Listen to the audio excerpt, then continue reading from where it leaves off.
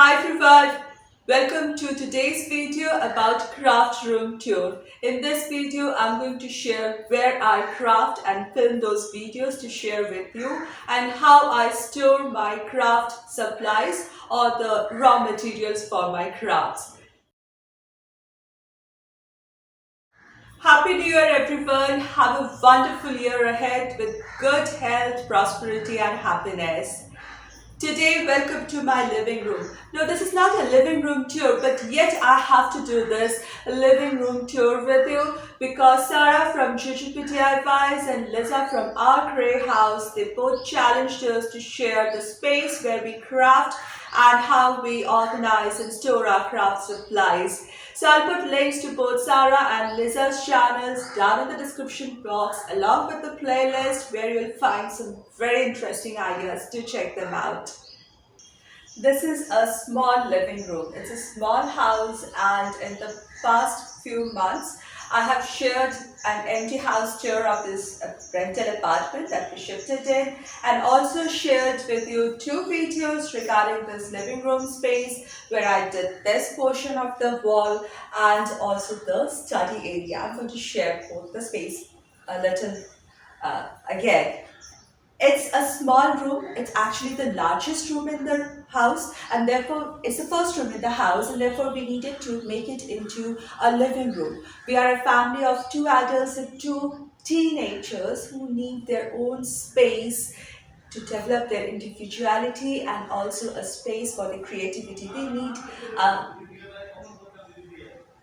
it's a noisy neighborhood. You often experience that in my videos. So they need a study space of their own as well. So I divided this room into a living room space and a study room space.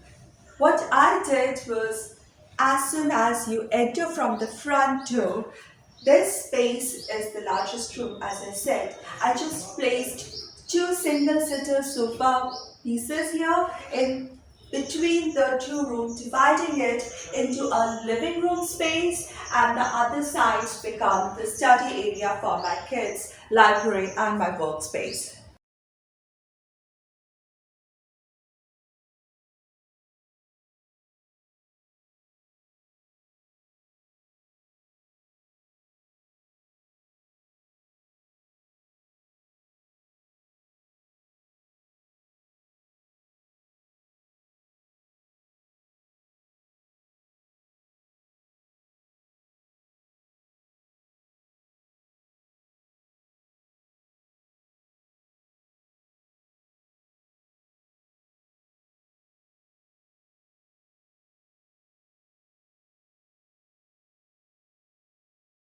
So when I have a big project, I work on the floor space in between the sofa area where I get some natural light also from the window and from my own lighting system.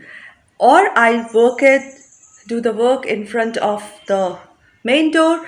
That also gives me good light and space to work with.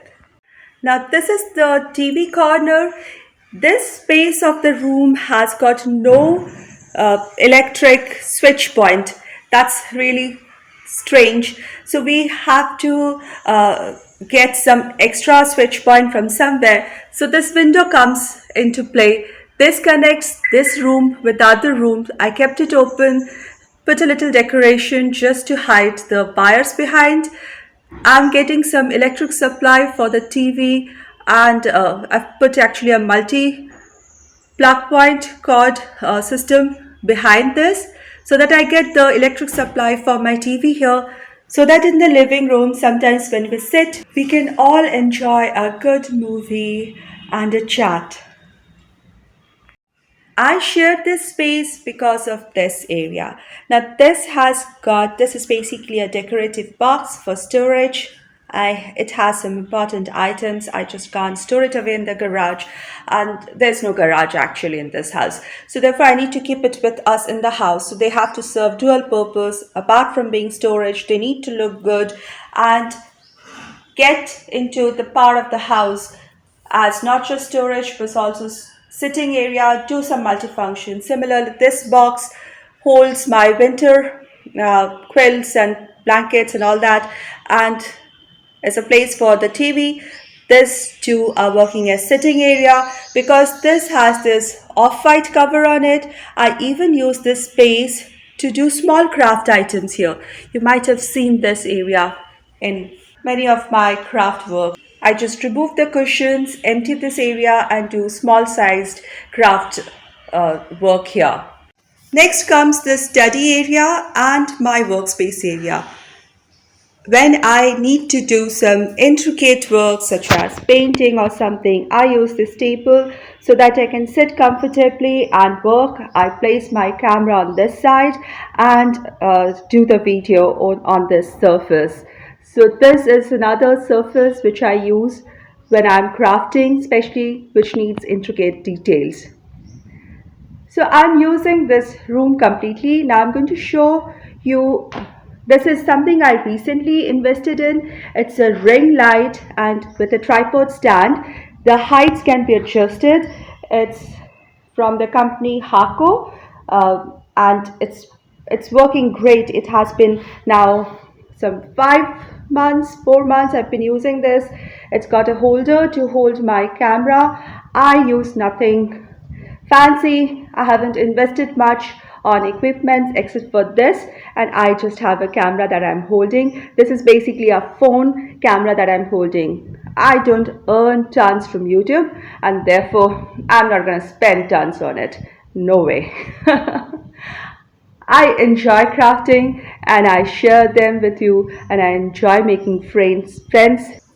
That brings us to the part of the video where I got to share how I store my craft supplies or raw materials for crafting. So we are now just exiting my living room to the inside of the house. Now this house has many doors for entry and exit. I don't like so many doors coming in and out of the house. I keep one front door and one back door. That's it. So I closed a door here. This was another door here. I'll show you. Which was connected with the staircase going up to the upper floors. So we closed it and used this space. This is real life. I haven't decorated or cleaned anything here. It just stays this way all the time. This was the door which goes towards the staircase, which we closed. Initially, I had a packing box here, but it was looking pretty shabby, and I needed a space, a place where I can keep my craft supplies organized. I felt I was not able to use up my raw materials, my craft supplies. I was not able to make videos properly because I couldn't remember where my stuff is unless you keep it organized. Obviously, you'll forget them. So I needed a space for that. So we removed that particular packing box from here. It looked rather ugly. And then I realized I had two wooden boxes. These were kind of broken. Basically, they didn't have the lids. They are just hollow boxes for storage purpose, but the wood is good, so I need to keep them. And I want to just make new lids for the box when we are moving again from this place. So what I did was I stacked the two boxes together, one over the other, so they act like shelves. I'm going to show them also. So wait for that. So then I just took a plain cotton fabric, made a cover for the top, and made a curtain with spring and fixed it with two nails on either side so that the curtain hangs and covers the shelf so that this space looks very neat and clean. So on the top, just some items. I don't know where to keep them. We'll use them. This is a picture frame that I'm going to share very soon, how I flip it. It's going to be a thread flip project for you. My 2-tier tray, I often use it for tier tray decoration. Some of my too much noise here, but I manage. Well, some of the decoration or the DIY stuff that I've shared in the past, I like them, so I keep them for a while as long as I enjoy them before changing them up. And now for the reveal. So if I lift this curtain up, so here you see the two shelves.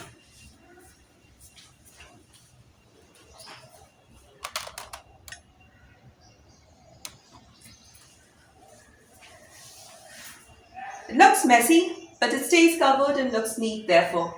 So it's pretty organized. Some spare glass, some fabric dye, different kinds of ropes. So this is that mop, these are the jute ropes, different kinds of ropes here. This is a box which has got miscellaneous craft items. I know things that just can't be categorized that neatly are in this box. These are different kinds of paper, gift bags, brown paper. Again, different gift bags with beautiful patterns that I can use either for gifting. If I have a chance to gift something, I can use one of the gift bags or use this beautiful papers for my craft work. Some more different papers, golden papers, colored papers, beautiful pattern papers, leather, fake leather. This is again handmade paper. Some wedding cards. They are pretty beautiful and they can be used in different craft items. They are wonderful paper. These are again some craft supplies, colors, different cutouts from papers. I think these are the sewing material, some beadworks, and this is something which contains some shapes. I use it for different crafts, recycle my crafts.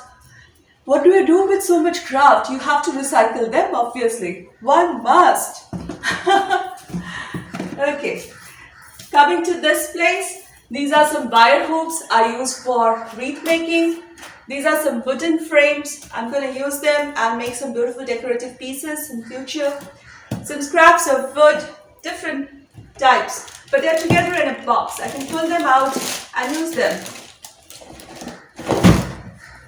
Baskets. These are scrap pieces of leather, some belts, some cords, things like that. Again, some baskets with this together. Some tin and plastic areas. So this way it's pretty organized. Other than that, well, I have two more boxes kept at the store. They basically contain items which are used in craft but not that often. So they are like varnish, paint, clay, some lots of seashells. These I don't very frequently use them but do use them and therefore need to store them. And of course lots of cardboard pieces which are good ones which come from packaging such as Amazon and other online buys. So I store them. If they're good cardboard, I never throw them away.